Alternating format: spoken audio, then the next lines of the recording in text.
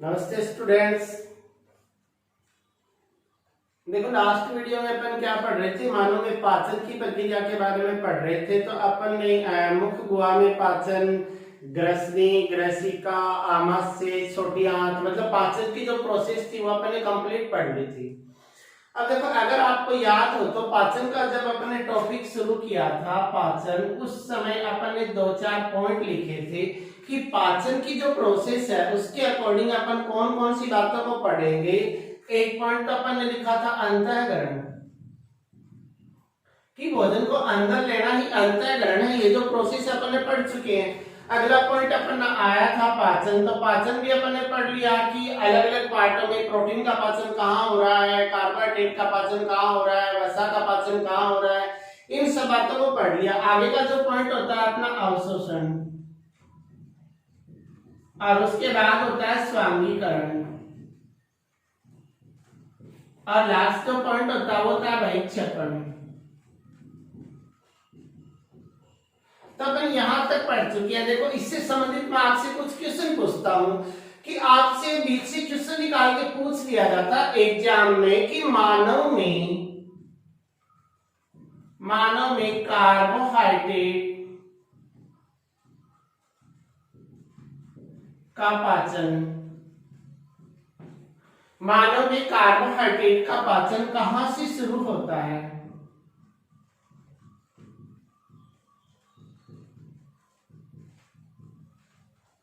तथा कहां खत्म होता है।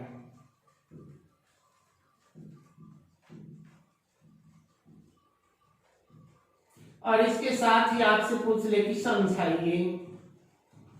तो आपको पूरा डिटेल से बताना होता है कि कार्बोहाइड्रेट से संबंधित जो भी एंजाइम आए थे उन्हीं के बारे में चर्चा करनी होती है, ना कि आपको पूरा का पूरा रिपीट करना होता है। देखो बात क्या होती है कि आपसे पूछा जाए मानव में कार्बोहाइड्रेट का पाचन कहाँ से शुरू होता है, कहाँ पे खत्म होता है, तो पाचन की जो प्रोसेस अपने पढ़ी है वो पूरी की पूरी प्रोसेस आपको पूरा का पूरा दिमाग में होना चाहिए। उसके बाद में एग्जाम में आपको पूछा क्या गया है उससे रिलेटेड ही बातें करेंगे, ना कि पूरा का पूरा वर्णन करेंगे।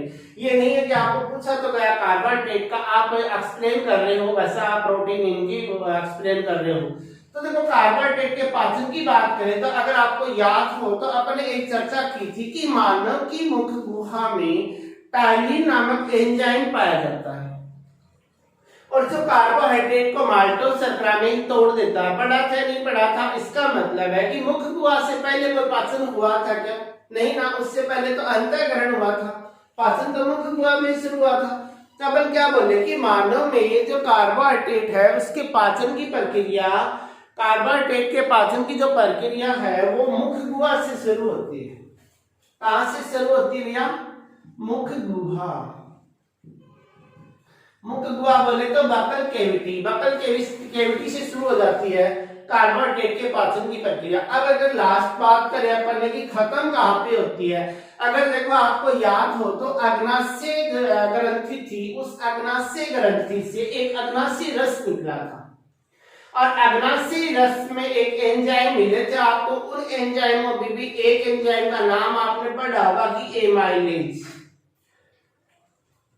पढ़ा था नहीं पढ़ा था कि एमाइलेज एंजाइम निकलता है, और वो एमाइलेज भी क्या कर रहा है, वो एमाइलेज भी क्या करता है कि जो मुख गुहा में कार्बोहाइड्रेट का कुछ ही पार्ट का पाचन होता है, जो शेष बच गया उसका एमाइलेज एंजाइम के द्वारा क्या हो जाता है, पाचन हो जाता है।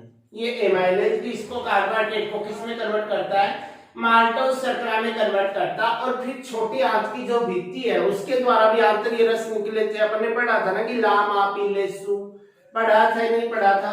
तो आपके लैक्टेज थे, माल्टेज थे, सुक्रेज थे, वो अंत में किसमें कन्वर्ट कर रहे थे, ग्लूकोज ग्लूकोज ग्लूकोज बन रहा था। तो वो पूरी की पूरी प्रोसेस कार्बोहाइड्रेट की है। तो आप कैसे लिखोगे कि मानव में कार्बोहाइड्रेट के पाचन की प्रक्रिया मुख गुहा से शुरू होती है और अंत में छोटी आंत के ग्रहणी भाग में कंप्लीट होती है। कहां खत्म होती है? छोटी आंत के ग्रहणी भाग में खत्म होती है, समझ लो कंप्लीट होती है। तो अपन क्या बोले कि कार्बोहाइड्रेट के पाचन की प्रक्रिया मुख गुहा से शुरू होती है और छोटी आंत के ग्रहणी भाग में संपन्न होती है। अब मुख गुहा की बात करें तो मुख गुहा में जैसे ही भोजन को मुख में लेते हैं, दांतों द्वारा चबाते हैं, उस भोजन में जो कार्बोहाइड्रेट है वो लार में एक टाइलिन एंजाइम होता है, वो टाइलिन एंजाइम उस कार्बोहाइड्रेट को माल्टोज शर्करा में तोड़ देता है।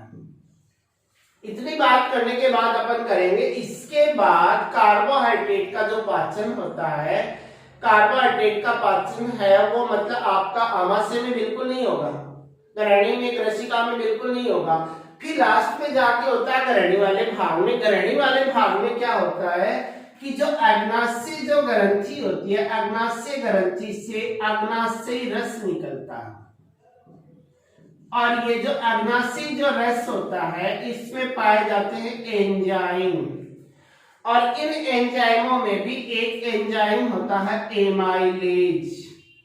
ये एमाइलेज क्या करता है, ये जो कार्बोहाइड्रेट होता है इस कार्बोहाइड्रेट को माल्टोज शर्करा में तोड़ देता है। इसके बाद छोटी आंत की जो ग्रहणी भाग है उसकी भित्तियों से भी कुछ आंतरीय रस निकलते हैं, और इन आंतरीय रसों में पाए जाते हैं सुक्रेज, माल्टेज, लेक्टेज। ये एंजाइम क्या करते हैं, अंत में इसे किसमें कन्वर्ट कर देते हैं, ग्लूकोज में। ग्लूकोज ही ग्लूकोज बनता है। इस प्रकार कार्बोहाइड्रेट का पाचन कंप्लीट होता है। समझ गए मेरी बात? तो कहां से मुख गुहा से कहां खत्म होता है, ग्रहणी में होता है, ग्रहणी कोश का पार्ट है, छोटी आंत का पार्ट होता है। अगर यहां से आपको एक क्वेश्चन और पूछ लिया जाए कि कार्बोहाइड्रेट का नाम ना दे करके आपको कोई अन्य पोषक पदार्थ का नाम दे दे, मान लो आपको नाम दे दिया गया कार्बोहाइड्रेट की जगह आपको नाम दे दिया गया प्रोटीन का, आपको प्रोटीन का नाम दे दिया गया कि मानव में प्रोटीन का पाचन कहां से शुरू होता है और कहां खत्म होता है। तो देखो अगर ध्यान से आपको पाचन की पूरी प्रोसेस अगर याद हो तो मुख गुहा में तो केवल एक टाइलिन था जो पाचन कर रहा था, वो केवल और केवल कार्बोहाइड्रेट का कर रहा था। इसका मतलब मुख गुहा में प्रोटीन का पाचन नहीं हो रहा, ग्रसनी ग्रसिका पाचन की प्रोसेस में कोई पार्टिसिपेट नहीं कर रही थी।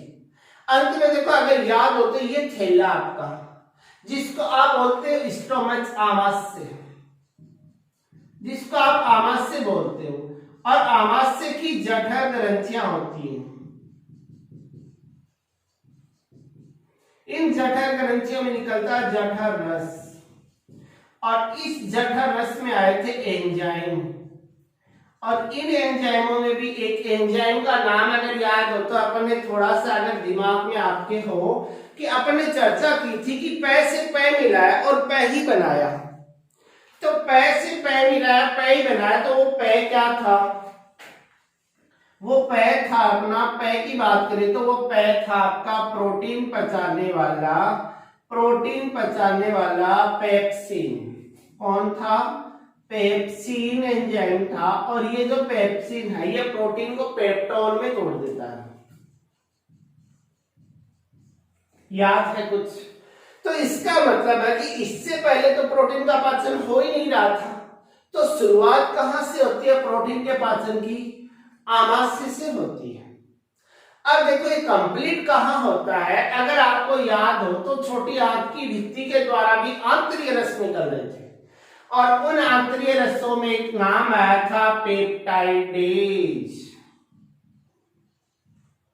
और अंत में पेप्टाइडेज इसका अमीनो अम्ल में तोड़ रहा था।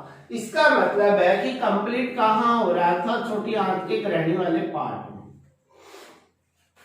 तो अपन क्या बोले कि प्रोटीन का पाचन कहां से शुरू होता है, आमाशय से शुरू होता है, कहां खत्म होता है, छोटी आंत के ग्रहणी भाग में कंप्लीट होता है।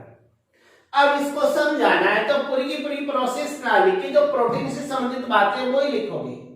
आप लिखोगे कि आमाशय में जठर ग्रंथियां होती हैं, गैस्ट्रिक ग्लैंड होती है, ये जठर ग्रंथियां जठर रस छोड़ती है, इसमें एंजाइम होते हैं, इन एंजाइमों में भी एक पेप्सिन नामक एंजाइम पाया जाता है। इनमें एक पेप्सिन नामक एंजाइम पाया जाता है। ये पेप्सिन क्या करता है कि भोजन में जो भी प्रोटीन के अणु होते हैं उन प्रोटीन को ये पेप्टोन में तोड़ देता है। कि पेप्सिन भोजन में जो प्रोटीन है उस प्रोटीन के अणुओं को पेप्टोन में तोड़ देता है और यहाँ प्रोटीन का लगभग 30% पाचन होता है। कितना होता है भैया? लगभग 30% पाचन होता है। इसके बाद पाचन की प्रक्रिया ग्रहणी वाले भाग में होती है। ग्रहणी में भी क्या होता है कि जो अग्नाशय जो ग्रंथि होती है, अग्नाशय ग्रंथि, ये अग्नाशय ग्रंथि छोड़ती है अग्नाशयी रस, और इस अग्नाशय रस में अगर आपको याद हो तो ट्रिप्सिन था, काइमोट्रिप्सिन था, इनके नाम अगर याद हो तो ट्रिप्सिन है, काइमोट्रिप्सिन है, वो भी इस प्रोटीन और पेप्टोन को पेप्टाइड में कन्वर्ट कर रहे थे। याद है कुछ कि ट्रिप्सिन था, काइमोट्रिप्सिन था, निष्क्रिय फॉर्म में थे, फिर इनको भित्ति के द्वारा एंजाइम निकाला गया था, उसके द्वारा इसे सक्रिय किया गया और फिर उन्होंने कार्य किया। याद है कुछ? तो अपन बोले कि अग्नाशय ग्रंथि से भी अग्नाशय रस निकलते, इनमें एंजाइम पाए जाते हैं, ट्रिप्सिन, काइमोट्रिप्सिन।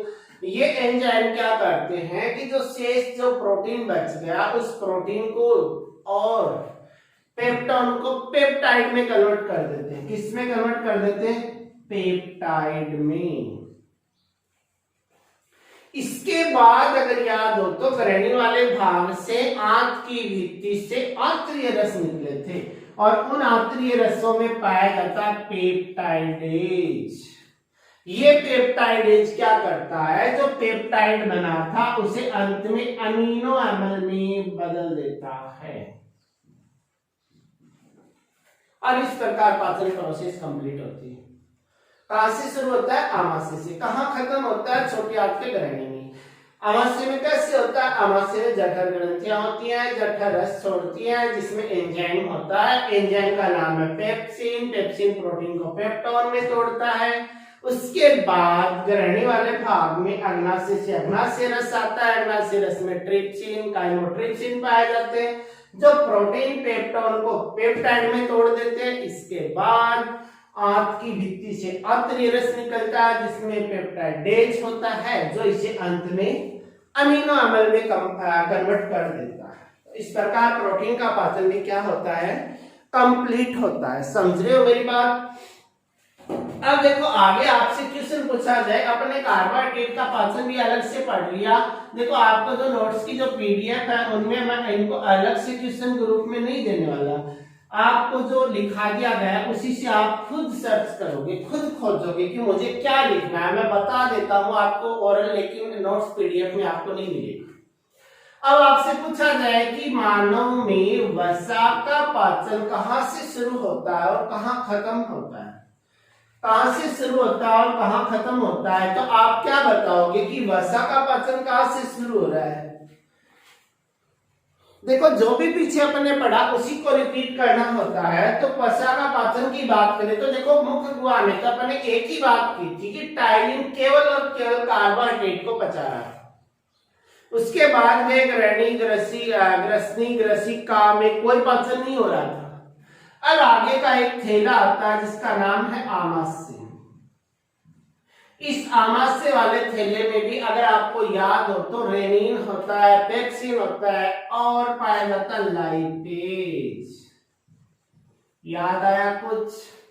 ये लाइपेज क्या करता है कि जो अपायसीकृत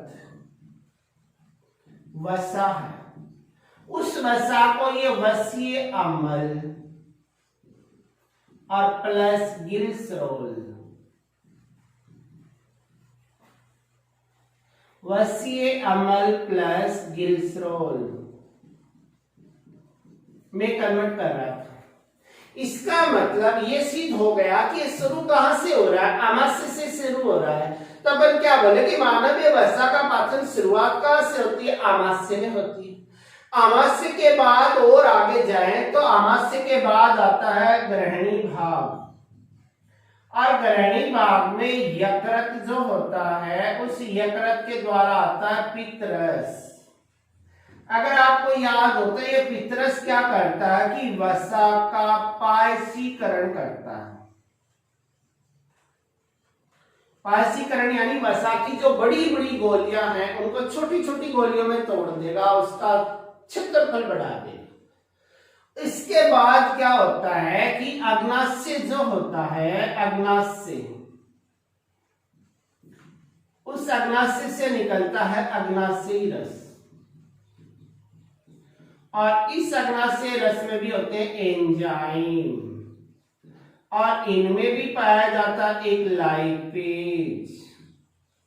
और ये लाइपेज क्या करता है कि जो यहां जो लाइपेज ने किया वही वो करता है कि यहाँ पे तो अपायसीकृत वसा जिसका पायसीकरण नहीं हुआ था उसको कर रही थी। यहाँ क्या होता है कि ये जो लाइपेज होता है, ये जो वसा का पायसीकरण हो गया है, इस वसा का पायसीकरण हो गया, इस पायसीकृत वसा को वसीय अम्ल प्लस गिल्सरोल में तोड़ता है, इसे वसीय अम्ल और गिल्सरोल में तोड़ देता है। इसके बाद क्या होता है कि जो आंत होती है उसके द्वारा भी आंतरीय रस निकलते हैं, और इस आंतरीय रसों में भी आपको याद हो तो लामापिलेसु लाइपेज होता है। और ये लाइपेज क्या करता है कि जो पायसीकृत वसा उसका पाचन तो अग्नाशय वाले लाइपेज ने कर दिया, लेकिन थोड़ी बहुत वसा और भी बची जाए, तो उस वसा को ये क्या करता है, ये फिर वसीय अम्ल और गिल्सरोल में तोड़ देगा, और इस प्रकार वसा का पाचन कंप्लीट हो जाएगा। तो आपसे पूछे वसा का पाचन कहाँ शुरू होता है, कहाँ खत्म होता है, क्या बोलोगे? आमाशय से शुरू होता है, छोटी आंत के ग्रहणी में कंप्लीट होता है। आमाशय में जठर ग्रंथि जो जठर रस छोड़ती है उसमें एक एंजाइम होता है जिसका नाम होता है लाइपेज।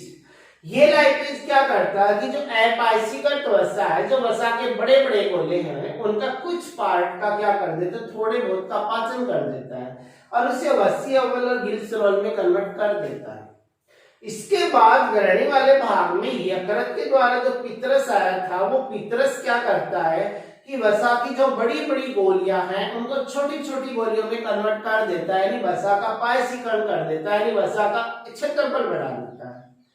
इसके साथ ही अग्नाशय से अग्नाशय रस निकलता है जिसमें एक एंजाइम होता है लाइपेज।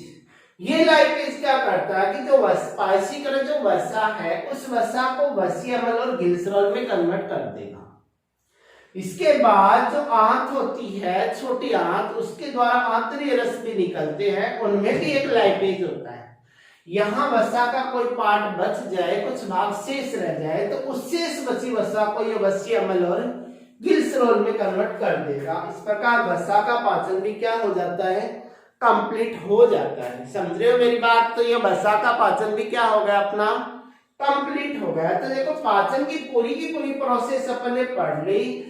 पाचन का प्रत्येक पार्ट पढ़ लिया कि किसका पाचन कहाँ होता है, कहाँ शुरू होता है, कहाँ खत्म होता है, किस प्रकार होता है।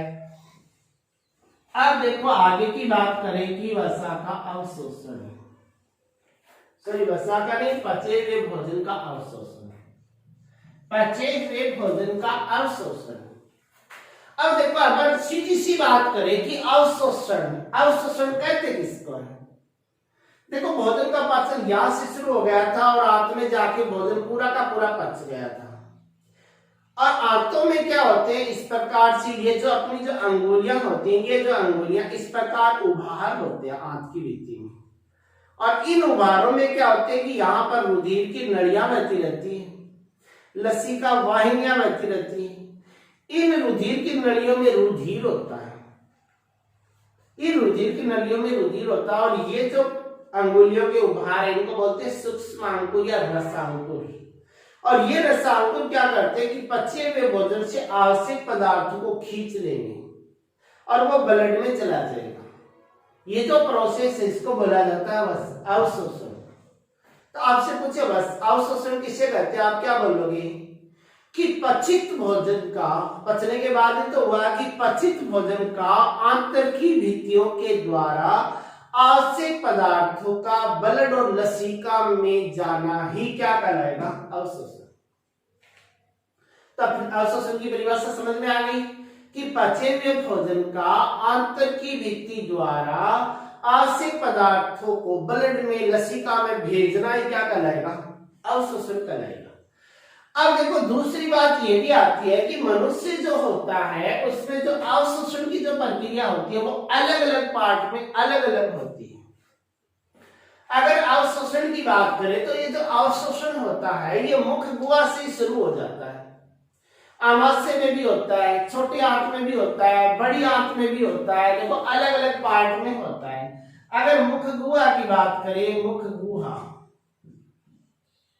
अगर मुख गुहा की बात करें तो मुख गुहा में दवाइयों का अवशोषण होता है। दवाइयों की बात करें तो औषधियों, तो जो औषधि वगैरह अपन लेते हैं, जो लिक्विड फॉर्म में औषधियां वगैरह ली जाती हैं, उनका जो अवशोषण होता है वो ज्यादातर मात्रा में मुख गुहा में ही होता है, मुख गुहा की विधियों द्वारा ही होता है। अगर आगे अपन जाएं कि आमाशय की बात करें तो आमाशय में भी देखो अवशोषण होता है। आमाशय में किसका अवशोषण होता है? जो आप टेबलेट वगैरह लेते हो, दवाई की गोलियां बोले जिनको, उनका भी अवशोषण होता है। तो हल्का फुल्का तो दवाइयों का होता है।